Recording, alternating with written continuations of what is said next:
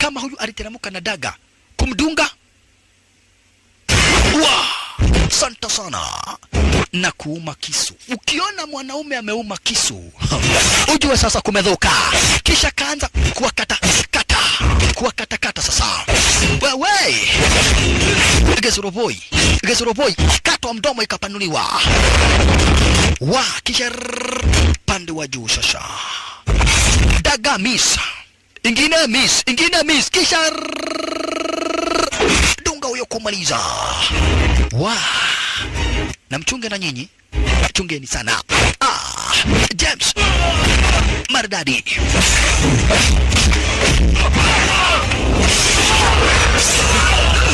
Irogogo the fair. Chunga nataka kumalizwa. James. Kwenda kumalizwa. Shalala. Kiwa na machungu sasa. Lakini James amewekwa mainjari mbaya mbovu. Punde si punde sasa. Masenari akakuingilia. Cheki maneno. Masenari akakuingilia sasa. Woyeyai. Jamaa yetu akachomoa mbao. Lakini yeye akawekelewa chuma ya kichwa. Maskini jamaa wetu. Patwa ingine. Na wewe jangili.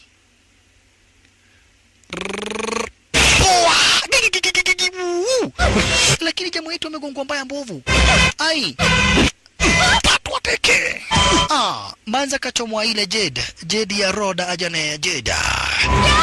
Jamaa wetu na yeye sasa anahisi kitefutefu. Jamaa wetu manzi anahisi kitefutefu sasa, na kisha manzi ndio huyo amechukuliwa. Jangila na hepa naye. Wacha manzi acheki, akamuita Cherry. Manzi alikumbuka. Ndiye alimpatiaga hapa basi jamaa wetu ile bidhaa. Cherry! Na jamaa wetu anajua ni manzi moja tu anajua hiyo jina. Amu. Hapo ndipo jamaa wetu aligundua Chaitra ni Amu. Manzi kaanza kumwambia ni mimi Amu. Kumbuka. Amu. Ni mimi nilikupatia hii Jade ya Roda jana ya Jeda. Na manzi amemkumbuka jamaa wetu, amemkumbuka manzi wetu kwa sababu yeye ndiye alimpatia ile Jade. Na jamaa wetu akakumbuka aliweza kuokota ile Jade ambayo alikuwa amepromisiwa na Amu ataweza kumpatia. Sasa amejua Saitra ni Amu. Na Amu alikuwaga manzi wake. Lakini ona si manzi ameweza kutekwa nyara na majangili sara kama hiyo na wamechomoka naye. Lakini manzi alichukua document. Kuna document fulani manzi ameishi kuzibeba basi bila shaka para kila siku kila wakati akienda pari. Kuna zile document ameishi kuzibeba, kwa hivyo alimwambia chukua hiyo Jade, ukumbuke mimi ni Amu. Na kisha uchukue hizi document ukae nazo. Mimi ni Amu, Chaitra ni Amu. Kwani iliendaje? Ikawa venye kulivyo. Manzi wakaendwa na yeye star kama hiyo shasha. James. Lakini James akamuuliza, wewe umejuaje huyo ni Amu? Jamaa akamwambia ni Amu tu ndiye anaweza kuniita Cherry. Na yeye ndiye anaweza kunipatia hii Jade. Kwa hivyo wewe ni mtoto wake sura ya Rayana.